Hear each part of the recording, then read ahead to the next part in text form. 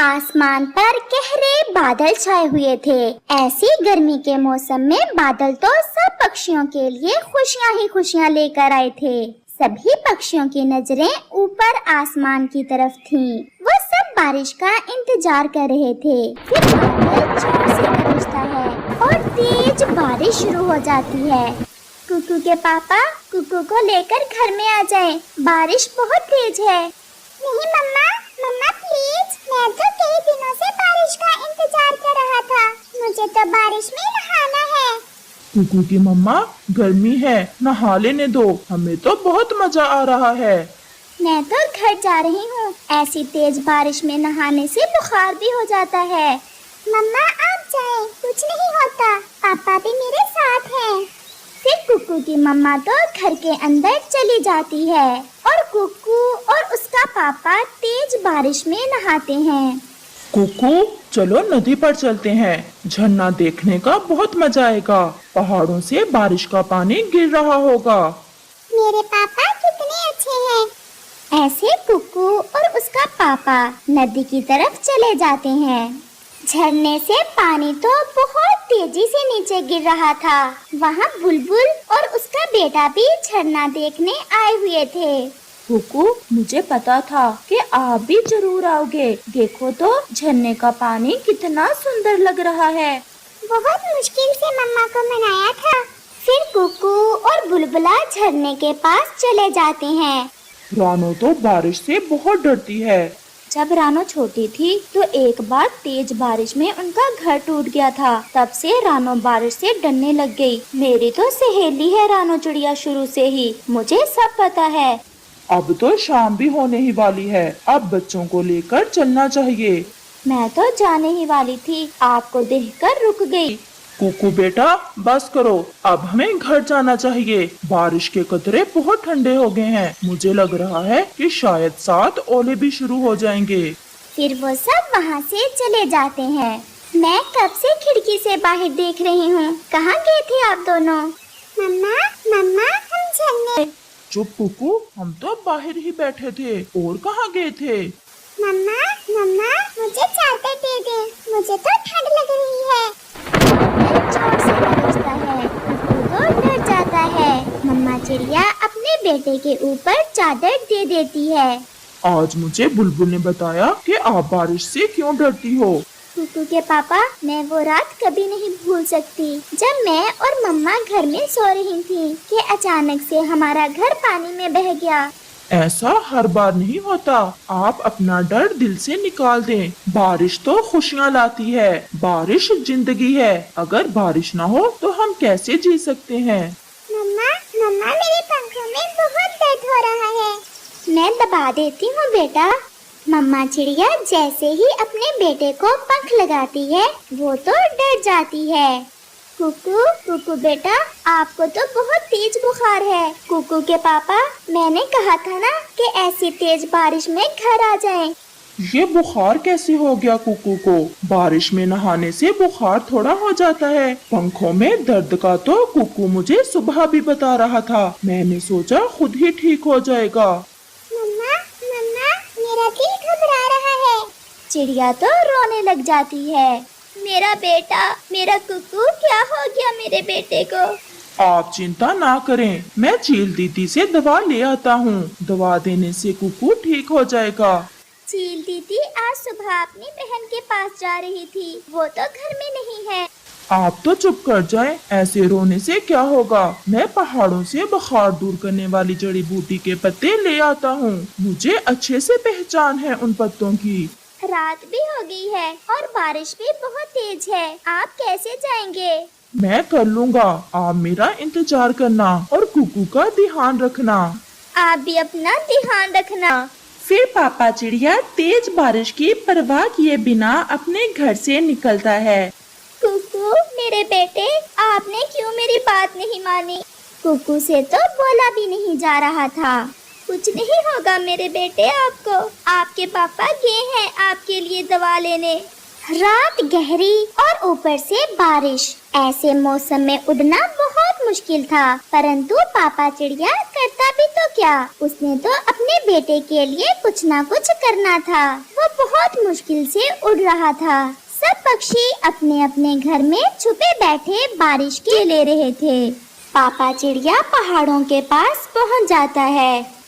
देखो तो जरा, ऐसी रात में शिकार हमारी ही तरफ आ रहा है। मुझे तो ये कोई पागल पक्षी लग रहा है।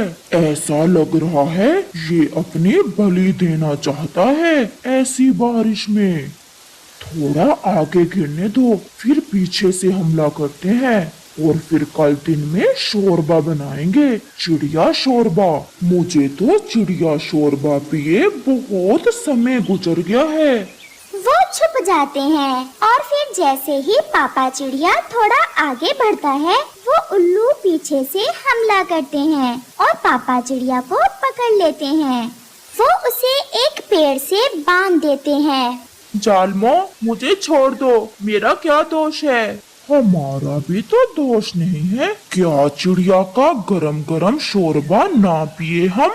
मेरा बेटा बीमार है। मैं अपने बेटे के लिए जड़ी बूटी के पत्ते लेने आया था। अगर मैं वो पत्ते ना लेकर गया तो मेरा बेटा मर जाएगा।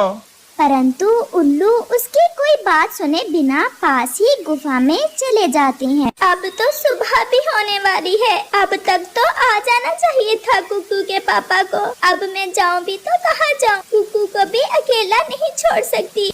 वो रात गुजर जाती है और बादलों में से थोड़ी थोड़ी सूरज की रोशनी आती है। मैं कालू कौवे के पास जाती हूँ और उसे कुकू के पापा के पीछे भेजती हूँ। फिर मम्मा चिड़िया कालू कौवे के घर की तरफ जाती है। बारिश को होते दूसरा दिन हो गया था, परंतु बारिश थी कि रुकने का नाम ही नहीं ले रही थी। अरे अरे चिड़िया बहन, क्या हुआ? आप रो क्यों रही हो? गोरी बहन, कुकू को रात से तेज बुखार है और कुकू का पापा पहाड़ों पर बुखार में देने वाली जड़ी बूटी के पत्ते लेने गया हुआ है। अभी तक लौटे नहीं वो। चिड़िया बहन, बुखार वाली दवा तो मेरे घर में ही थी। ये देखे, मैं कल ही चील दीदी से लाई थी जग्गू को देने के लिए। जग्गू तो अब ठीक है, ये दवा आप ले जाएं। अगर मुझे पहले पता होता तो मैं रात को ही ये दवा आपसे ले जाती।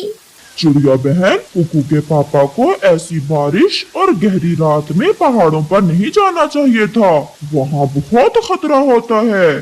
कालू भैया, मम्मा पापा को अपनी जान से बढ़कर अपने बच्चे होते हैं। हम क्या करते? गोरी, आप चिड़िया के साथ जाएं और कुकू को दवा दें और मैं आकाश को देखने पहाड़ों पर जाता हूँ। वो ऐसा ही करते हैं। गोरी दवा लेकर चिड़िया के साथ जाती है और कालू कौवा कुकू के पापा को देखने पहाड़ों की तरफ जाता है। घर पहुंचकर चिड़िया उस दवा के 2 कतरे कुकू के मुंह में डाल देती है। ये दवा बहुत अच्छी है, मैंने जग्गू को एक बार ही दी थी। गोरी बहन, आपका बहुत बहुत धन्यवाद। आपके आने से मुझे कुछ हौसला हुआ है। बारिश भी रुक जाती है, आसमान साफ था और सूरज भी निकल आता है। कालू कौवा भी पहाड़ों पर पहुंच जाता है। वो दूर से ही देख लेता है पापा चिड़िया को उन उल्लुओं ने रस्सियों से एक पेड़ से बांध रखा था। कौवा भी बहुत शैतान था, वो भी पास में ही एक पेड़ के पीछे छुप जाता है। मुझे छोड़ दो, मेरा बेटा मर जाएगा। मैं अपने बेटे को दवा देकर वापस आ जाऊंगा। हम उल्लुओं को उल्लू बना रहे हो? हमें कोई उल्लू नहीं बना सकता। बस पानी उबलने दो, फिर छोड़ देंगे तुम्हें। नमक डाल दिया है पानी में क्या? उल्लू भाई, नमक भी डाल दिया है और मिर्ची भी। बस पानी उबलने ही वाला है। मुझे अब इन उल्लुओं को ज्ञान से उल्लू बनाना होगा। कालू कौवा पहाड़ की चोटी पर जाता है और वहाँ से एक पत्थर नीचे गिराता है। उल्लू भैया, ये आवाज कैसी? देखो तो कहीं कोई हमसे भी बड़ा शिकारी ना आ गया हो। फिर वो दोनों उल्लू वहाँ देखने जाते हैं। कालू कौवे की नजर तो उन उल्लुओं पर ही थी। वो जल्दी से पापा चिड़िया के पास आता है और उसे रस्सियों से आजाद करता है। भागो आकाश भागो। वो दोनों तो ऐसे वहाँ से भागते हैं कि पलटकर पीछे नहीं देखते। भाई ये क्या हो गया? हमें तो सच में किसी ने उल्लू बना दिया और भाग गया शिकार। कालू कौवा और पापा चिड़िया सुरक्षित घर पहुँच जाते हैं। आप आ गए कुकू के पापा, हमें बहुत चिंता थी आपकी। कुकू भी गौरी की दवा लेने से अब ठीक हो गया था। मेरे पापा सुरक्षित घर पहुंच गए। फिर कालू कौवा उन्हें सारी बात बताता है। चिड़िया, वो उल्लू तो आपके पति जी का शोरबा बनाकर पीने वाले थे। गौरी बहन और कालू भैया सच ही कहते हैं, दोस्तों के बिना जीवन बहुत मुश्किल है।